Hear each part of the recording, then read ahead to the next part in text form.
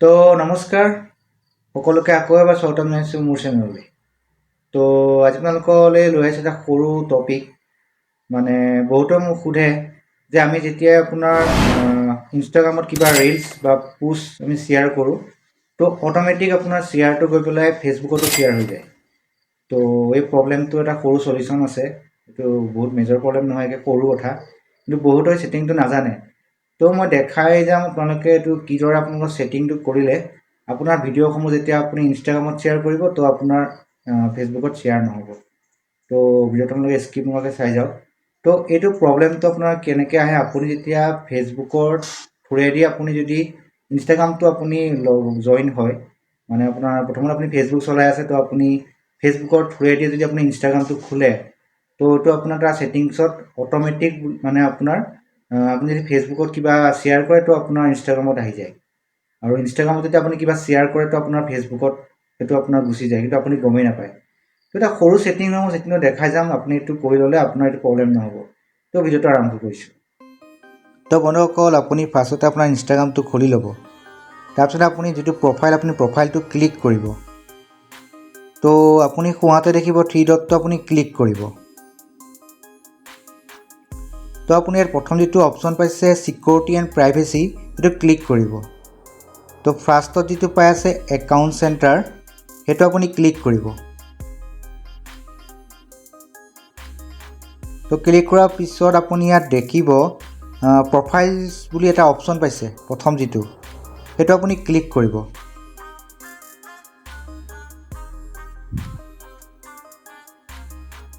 তো ক্লিক কৰাৰ লগে লগে আপোনাৰ ইয়াত দেখাই দিব আপোনাৰ ইনষ্টাগ্ৰামটো মানে কেইটা একাউণ্টৰ লগত লিংক হৈ আছে।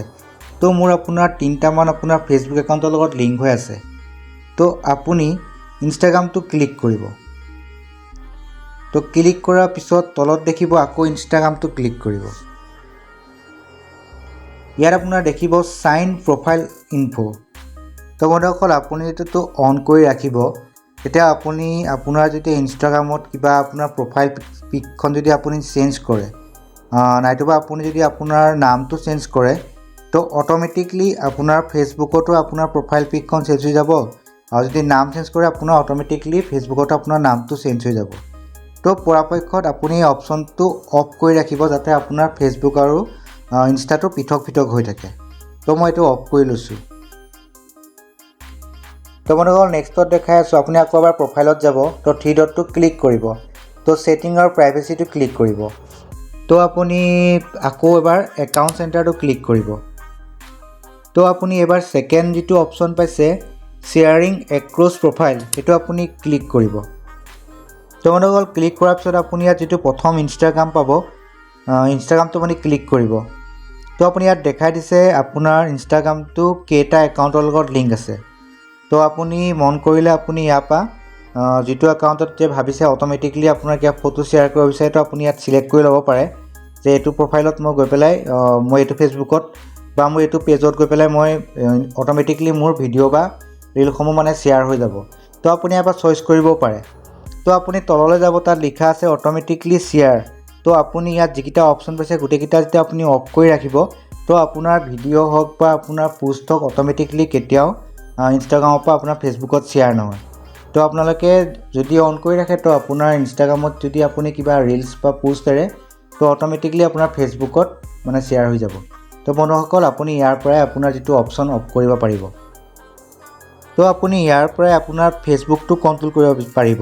আপুনি যদি ফেচবুকটো ক্লিক কৰে, তো আপুনি ইয়াত পাই যাব দুটা অপশ্যন পাব যে অট'মেটিকলি শ্বেয়াৰ। তো আপুনি ইয়াত যদি এইকেইটা অন কৰি ৰাখে, তো আপোনাৰ ফেচবুকত যদি আপুনি কিবা পোষ্ট দিয়ে বা আপুনি হিষ্টৰী লগায়, তো আপুনি অট'মেটিকলি ইনষ্টাগ্ৰামতো শ্বেয়াৰ হৈ যাব।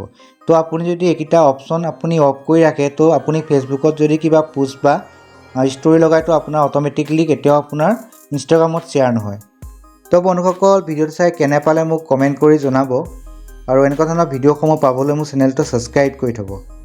তো আৰু এটা ভিডিঅ' আনি আছোঁ। তো আজিলৈ বাই বাই।